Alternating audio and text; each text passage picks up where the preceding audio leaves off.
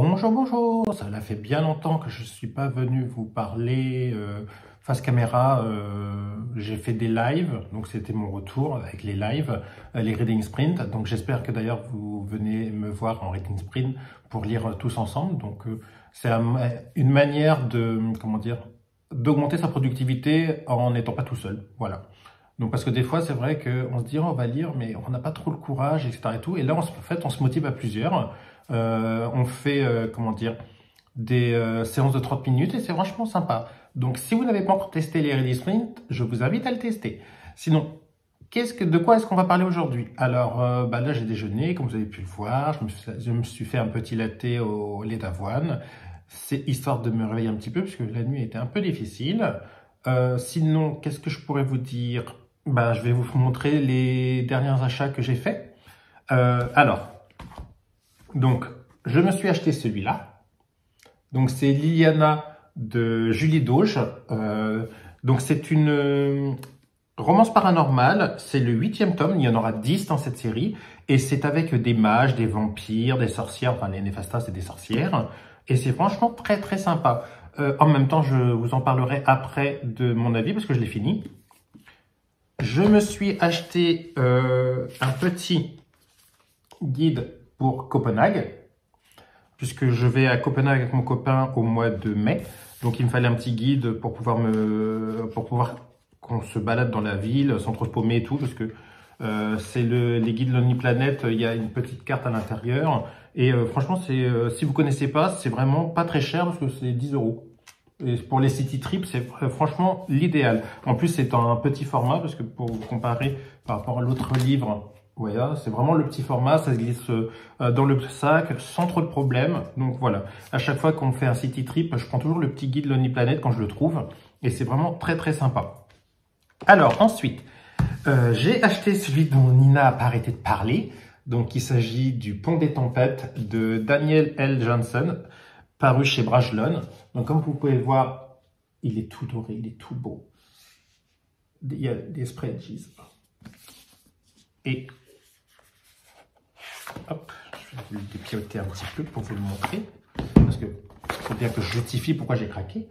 Donc là, la dose jaquette est réversible. Donc voilà.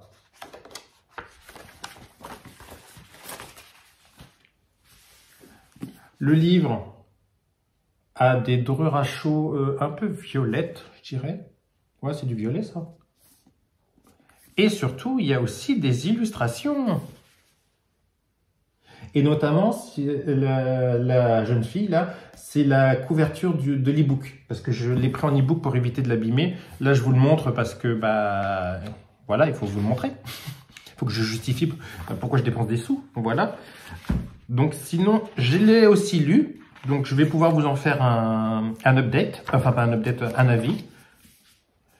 Et enfin, bon, ça, c'était un achat qui n'était pas du tout prévu. Mais je suis passé à la Fnac, je crois, non, attendez, je sais même plus où. Celui-là, donc c'était à Cultura. C'était un jour où je voulais me balader, donc je suis allé à Cultura, donc j'ai trouvé ça. J'ai rien pris d'autre. Pourtant, l'achat que j'ai fait après, je l'ai vu, mais j'ai pas craqué. Sauf qu'après, je suis passé au Furet du Nord et je l'ai revu. Et le voilà. Donc, il s'agit du Royaume des damnés chez De Saxus, de Kerry Maniscalco. Alors, là aussi, l'édition, elle est superbe. Attendez, je vous le décote un peu. Donc, vous avez une superbe jaquette réversible. Donc, trop beau.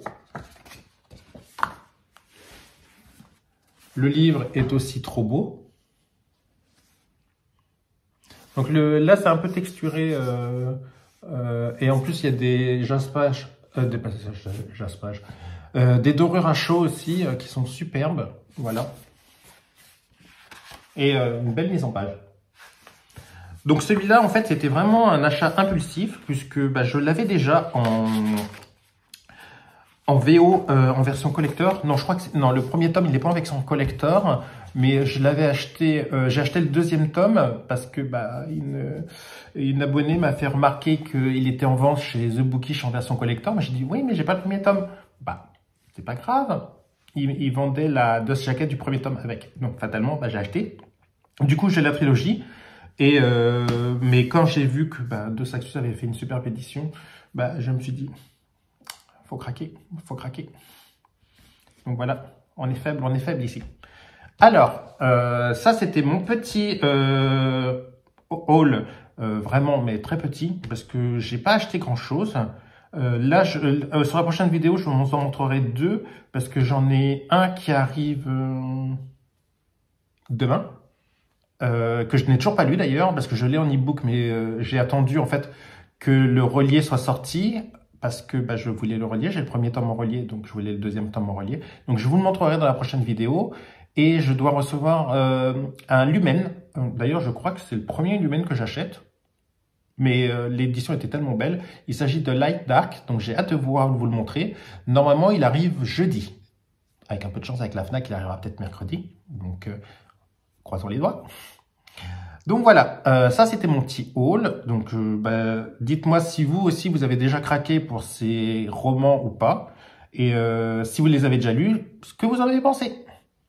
Alors, maintenant on va parler lecture avec Liliana de Julie Dauge. Alors là, on se retrouve toujours avec une romance paranormale. Là, c'est une romance paranormale entre deux vampires. À savoir qu'il y en a un... c'en est un qu'on a appris à détester sans vraiment le détester par rapport à ses actes, etc. et tout. Mais en fait, il y a quand même une raison pour ce qu'il a fait. Et là, maintenant, il s'en mord les doigts. Et il va rencontrer Liliana, une jeune fille qui a été capturée par l'Ordre. Parce que l'Ordre, c'est les grands méchants de la série. Hein. C'est des humains qui veulent tuer tous les vampires, tous les mages, enfin bref, toutes les créatures magiques, on va dire, limite. Donc c'est vraiment les grands méchants. Ils ne reculent devant rien, manipulation génétique, séquestration, etc. et tout, expérience, voilà, ils font souffrir les gens, etc. Donc il n'y a rien à sauver chez eux, limite. Donc là, en fait, on va avoir nos deux protagonistes qui vont se retrouver en captivité tous les deux. Et de là, ils vont pouvoir s'échapper ensemble. Et sauf qu'en fait, ils sont tous les deux destinés l'un à l'autre. Mais c'est pas si évident que ça, puisqu'il y en a un, il est un petit peu en cavale, puisqu'il a un peu trahi le roi des vampires. Donc c'est pas top. Et l'histoire, en fait, là, comment dire, la trame principale va avancer. Mais on va plutôt se concentrer vraiment sur des personnages dans ce tome-là. Parce que c'est vrai que sur d'autres, on se concentrait vraiment beaucoup sur la trame principale. Et là, on va se concentrer un peu plus sur les personnages, puisque le personnage de Léandre le mérite. Donc, et franchement, c'est pas mal. Enfin, c'est pas mal, c'est que c'était très bien, parce que pour moi, c'est un coup de cœur. On va aussi retrouver les autres personnages secondaires qui vont devenir primaires dans d'autres romans.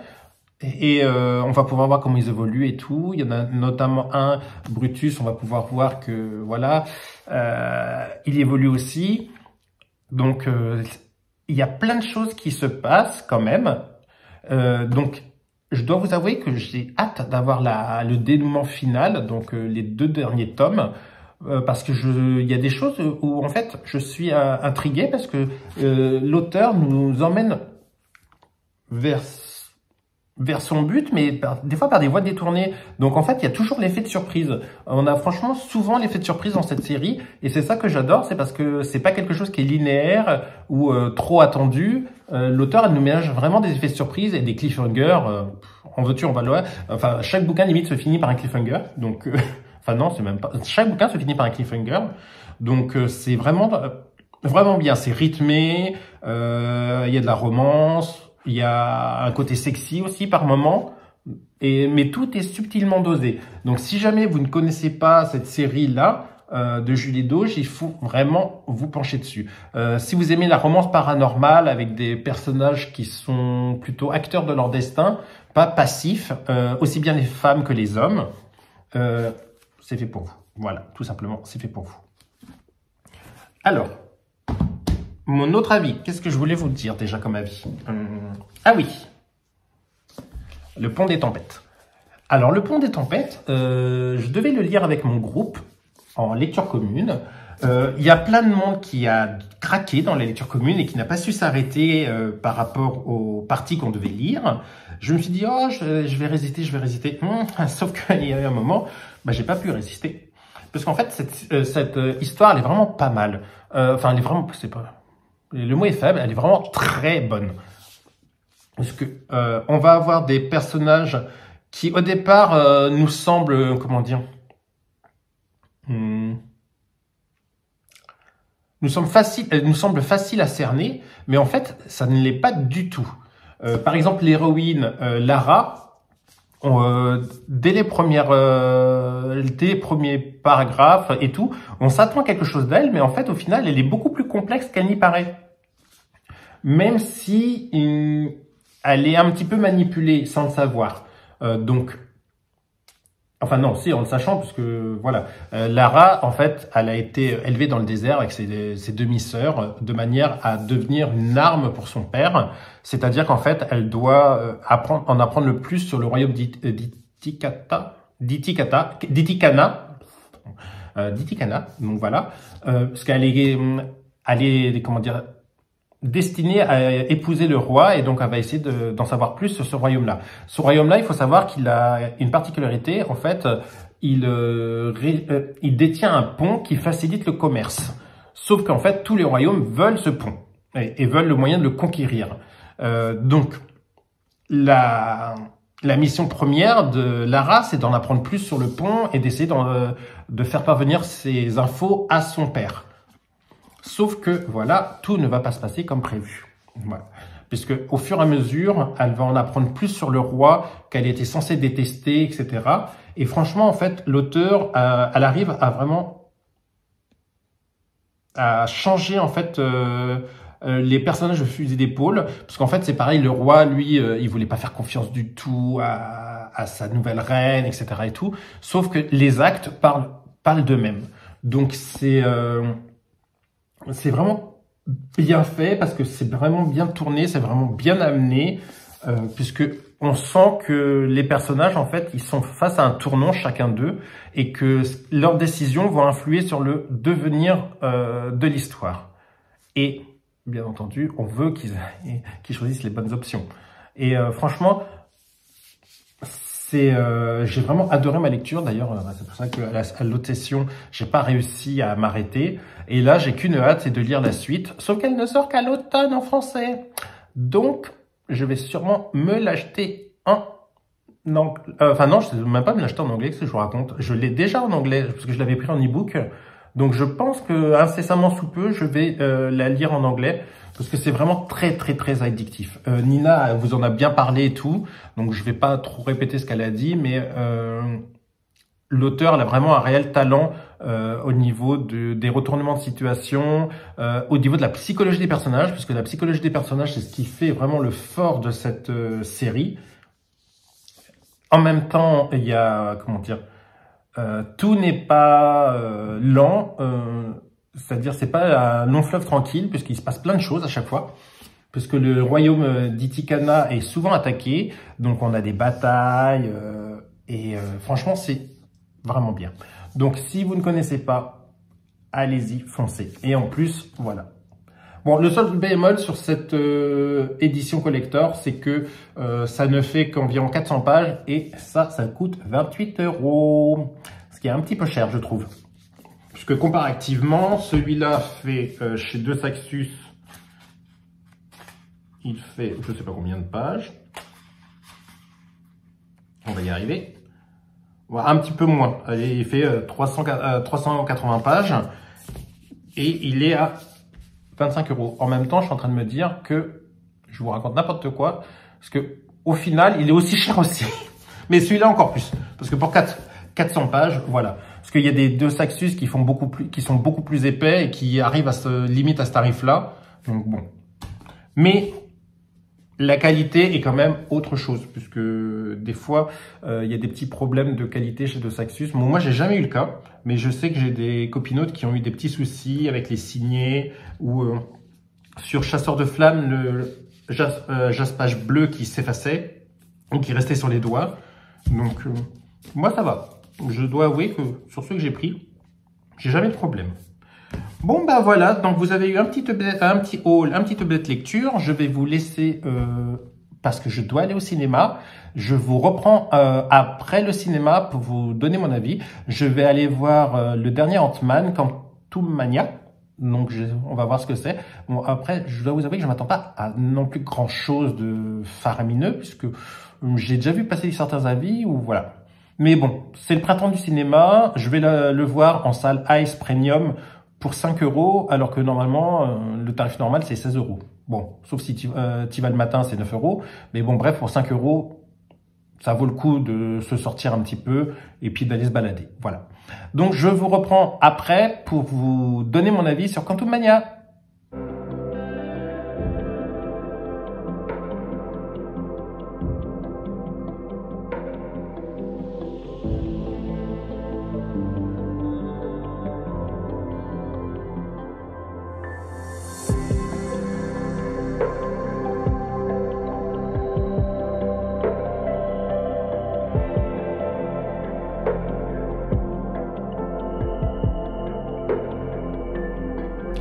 Et me revoilà, non pas pour vous jouer un mauvais tour, mais pour vous donner mon avis sur Quantum Mania, que j'ai été voir là, comme vous avez pu le voir.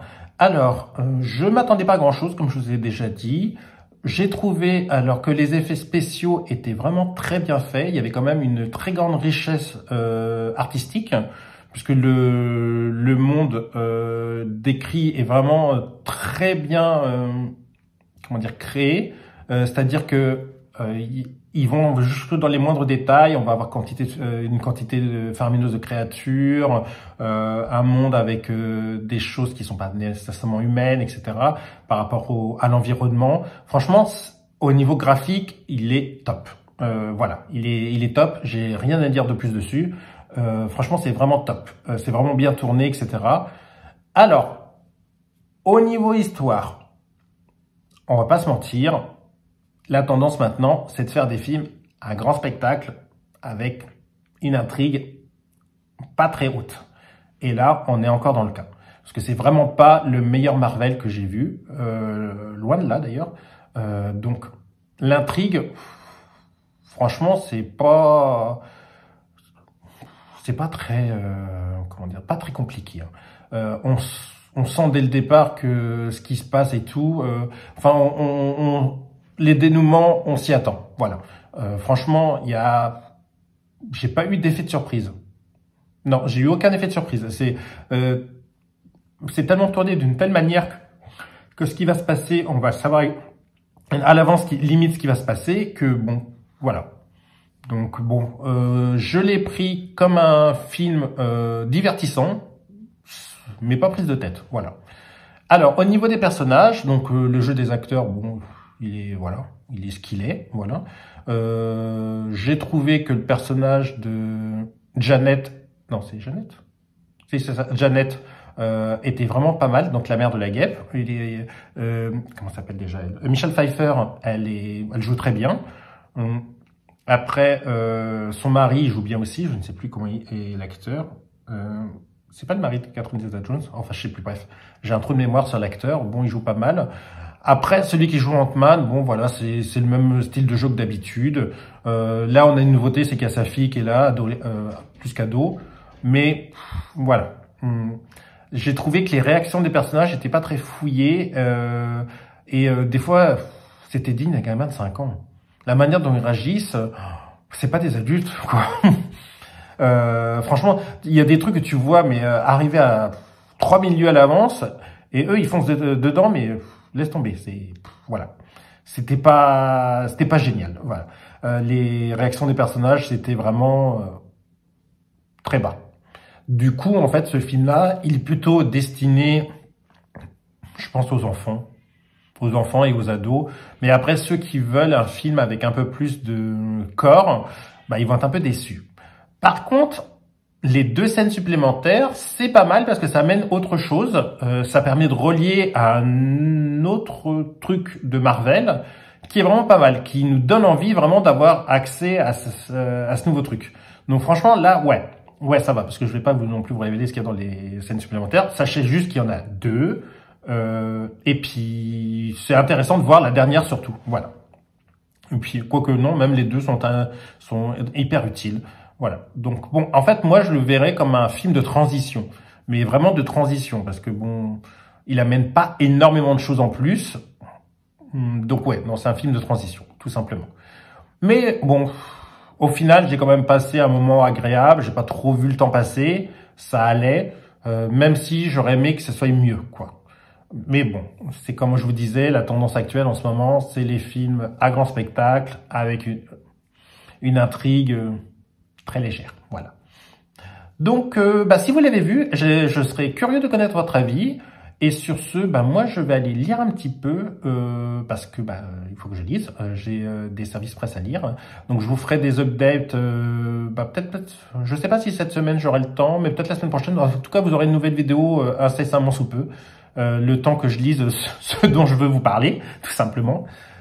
Et puis, j'espère que ça vous a fait plaisir cette vidéo. Et n'hésitez pas à vous abonner si ce n'est déjà fait et à liker. Et sur ce, je vous dis bonne journée et à très bientôt.